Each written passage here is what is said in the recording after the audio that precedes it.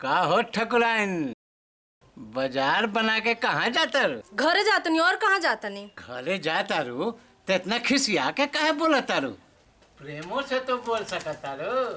काहे प्रेम से बोली हन ठकुराइन? का है ठकुराइन से प्यार हो गइल बा का? कटवा तो कुत्ता नहीं है रास्ता। ए ठकुराइन तू एकदम मत बोलिए प्रेम से, ये बड़ी नियत के गंदा आदमी हमन पंडित जी। हे भोला करवे पकड़ पकड़ तू हैं? ए ठकुराइन जा सा पानी पीला। हमरा प्यास नहीं खा पंडित जी है भुअरा के पिया दे। इनका नियत बहुत गंदा है। करवे पकड़ पकड़ तू हैं? तारा बुझाता सरकार के कहता नहीं पानी पिएला तो उमे नियत के कौन गंदा बा? ई समाज सेवा न हो पैसा के पानी पीलेला।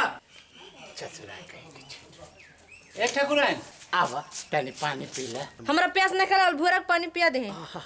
ठीक कहत रे ठकुराइन, बड़ा जोर से हमरा प्यास लागल बा। ए पंडित जी आइए पानी के पंडित जी, बड़ी जोर से प्यास लागल है।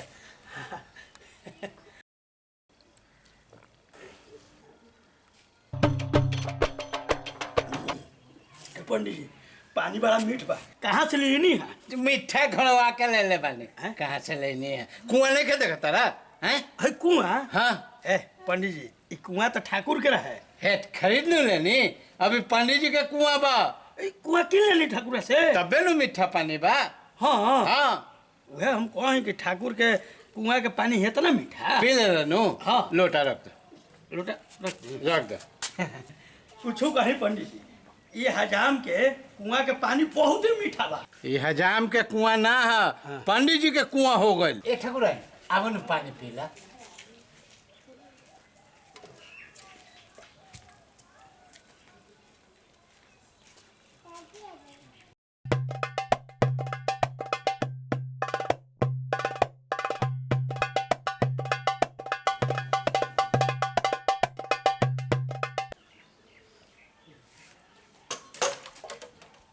ठकुराइन पानी पी ले लो, जा तू अपना घर है।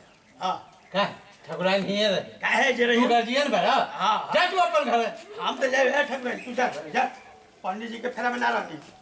ए ठकुराइन जब भी प्यास लगी नु आ जाइए। आई हो दादा। आई है दादा कहीं का भुअरी से? चल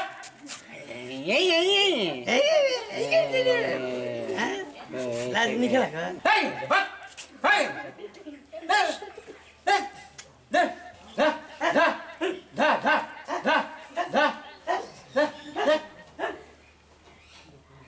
पंडित जी के बहुते घमंड बा अपन कुआं के पानी पे, मगर पंडित जी जान ली हो कि कुआं किले बड़ा, कुआं के पानी ना। हे ठाकुर ठीक से कटी है, बियाह करे जाए के बा। एकदम ठीक से काटब।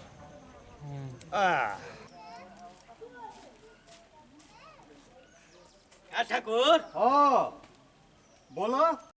अरे मरते तारे पंडित जी मूर्ख बना दिलन। मूर्ख है? हाँ कैसे? कैसे? हाँ। कुआं के दाम दिलन आ पानी यूज करत रहन, पानी के पैसा दिलन। हाँ।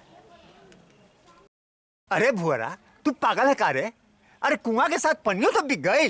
साथ तू बुढ़बा के हब एकदम तारा के चुन्ना लगा दिलन, चुन्ना। चुन्ना?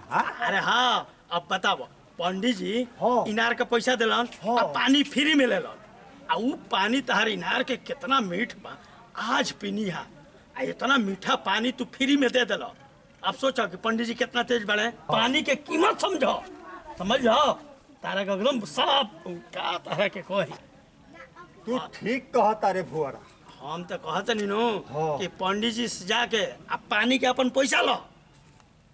तो पंडित जी पानी के पैसा दी है? कहा ना दिहन पंडित जी पानी के पैसा?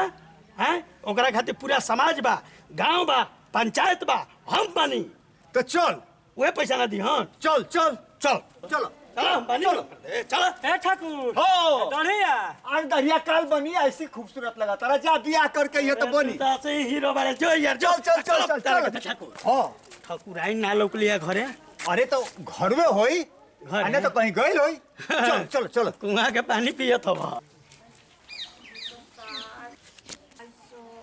260, 265, 270। पंडित जी आज तो दिल खुश हो गए, भोरे भोरे लक्ष्मी माता का दर्शन हो गया है। ऐसे ही ना आप। लेकिन एक बात बोले, आप जिंदगी में पहला बार इतना अच्छा काम किए हैं कुआं खरीद के। सही ना, बात है? पहला बार अच्छा काम किया था तुमसे शादी करके। वो तो है, ये है पंडित जी, ऐसे मेरा तारीफ करते रहिएगा, ठीक है? और ये ठाकुराइन को पानी पिलाए उसका पैसा मांगिए। ए, जाने दो, का सबसे पैसा लो। है तो क्या सबको फ्री में पिलाएंगे? ऐसे एक एक करके आप गांव की औरत लोगों को पिलाने लगिएगा ना, तो सब औरत सब बिहान से आके यहाँ पे पूरा लाइन लगा देगी फ्री में पानी पीने के लिए। क्या बोले, सुंदर औरत है, हमने से ज्यादा सुंदर है। हाँ, बोलिए बोलिए। आओ लोग, ए भाई, आओ लोग, आओ लोग, आओ लोग, अरे आओ, ए ठाकुर, मैंने वो कहले मैंने का हुआ? क्या हुआ? अभी बुझाई क्या हुआ?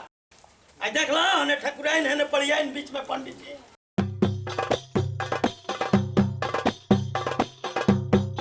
आए पंडित जी, ने ठाकुराइन है ने पड़ियाइन खूब बरसात के पानी में नहाता रहनु। काहे इतने चिल्ला रहे हो, क्या हुआ? अरे बतावा तो नहीं क्या हुआ? ए ठाकुर, हाँ बोली ना, बोली ना। ए पंडित जी, रउआ हमरा के दम उल्लुए समझ ले बानी का? हैं? हम रउआ से कुआं बेचनी है, कुआं के पानी ना बेचनी है, समझनी? कुआं के पानी के हो कुल मिला के 3454 भइल। उ देवे के होई हो, देवे के होई। बात सुनिए मेरा। हाँ। 3454, तो आप 420 वाला बात क्या कर रहे हैं? 420 वाला बात हम करतानी, हाँ तो? पंडित जी कहले बरन। अच्छा हैं? मेरे पंडित जी को 420 मत बोलिए। हाँ। 420 तो आप नीचे से ऊपर तक लगते नीचे से हैं। ऊपर तक ई लगाता रानी। ए ठाकुर, हाँ। से बोलो तरी। हाँ बोलो बोलो। अब ठाकुराइन है जे का करत है? अरे हाँ, अरे तू ऐसा क्या करता? हाँ, पानी पूछिए पिया तनी देखत नहीं खैर। घर में पानी नहीं खे जो हिया पिया आइल बालू, हैं? ए ठाकुर जी, हाँ, ठकुराइन दोसर पानी पिए तारी। तू चुप नहीं रह बा। ए, ठीक तो आप कहा। लोग तो बकवास यहाँ पे मत करिए मेरे पे आके, ठीक है? पैसा दो हमर। ए, हाँ, ज्यादा न चढ़िए नहीं, समझे ना? ये जो 4 गोरा घूम के आए हुए हैं कहाँ कहाँ से, और मेरे नाटक मत करिए, समझे ना? 1 रुपया नहीं देंगे हम पानी वानी का, समझे? जब बेचे थे तब नहीं समझ में आया था कि कुआं बेच रहे हैं कि कुआं का पानी बेच रहे हैं। हाँ, ये अपने से नहीं खा बोला था, एकरा के जरूर कोई कहले बा। हमरा के केहू काहे भड़काई? हमरा दिमाग नहीं खे। एकदम तहरा दिमाग नहीं खे। हाँ, कुआं ऐसी छुच्छे खरीदी कि पानियों साथ खरीदे ला लोग। हाँ। हैं? सही बोल रहे एकदम पंडित जी, एक तो देखने ही से लगता है कि चरन्नी भर दिमाग नहीं है। ए पंडित जी, इतना झंझट काहे कइले बड़ा? ठाकुर के पैसा काहे नहीं देत पानी के? ओ, ई आग तहरे लगा बलबा। ए पंडित जी, अरे हम काहे के आग लगाई? हैं? कुआं किन ला, ओकर पानी के पैसा के दी? कौन खराब कहता बेचारा? पैसा मांगता तो खराब हो गई। बनवे जाते होशियार है, ठाकुर के तो ही कहले बारा। हाँ, सही में पंडित जी, ये ठाकुर को देख के लगता है कि चरनी भर पे दिमाग हुआ, पाव भर का तो शरीर है। हाँ। मानसे कितना है देह में? वही ना, ये सब भुआड़ा का काम है। ए पंडित जी, ठाकुर से कुछ बोली मत, सीधे दाम निकाल के ठाकुर के हाथ में रख दी, ठीक नु? कहूँ मिलल बारा हैं? अभी 1 मिनट में फैसला हो जाए। हाँ, ए ठाकुर, हाँ, हमारे कुआं में कितना दिन से पानी बा? जब से कुआं बेच ले बानी 3 महीना से। इसका मतलब कि हमने के कुआं में तू 3 महीना से पानी रख ले बारा अपन। हाँ, 3 महीना से। एकर मतलब पानी के किराया 3 महीना के भइल। हाँ, हाँ। तो 3 महीना के किराया जोड़ के दो। अच्छा पंडित जी, 1 महीना का कितना हुआ? 1 महीना के 3000। 1 महीना का 3000। हाँ, तो 3 महीना कितना हुआ बोले? अच्छा रुक 9000। 9000 रुपया दो। नहीं चलिए चलिए, 9000 चलो, रुपया दो। लाइए, पानी का किराया 9000 रुपया लाइए। पानी रखे के किराया 9000। हाँ 9000, चलिए लाइए। अरे बुरा, हाँ, अब का हुई? पंडित जी कुआं में पानी रखे किराया 3000 महीना के हिसाब से 9000 मांगा था। क्या करी बुरा? क्या कर बका? भागो, पंडित जी से जुड़ैले में कोनो फायदा नहीं के, आ साथे भुअरियो भी है। भागो हे। देखे पंडित जी, बड़ा आया था, पानी का पैसा चाहिए। वाह पंडित जी, कार दिमाग लगैनी है। ठाकुराइन, आज से तारा पानी मिली फ्री में। ला भाई, पानी पिया दी दा।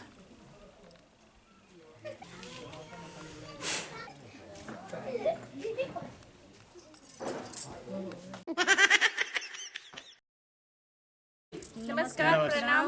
हम लोग हमेशा प्रयास करते हैं कि बहुत अच्छा से अच्छा वीडियो बनाएं सिर्फ और सिर्फ आपके लिए।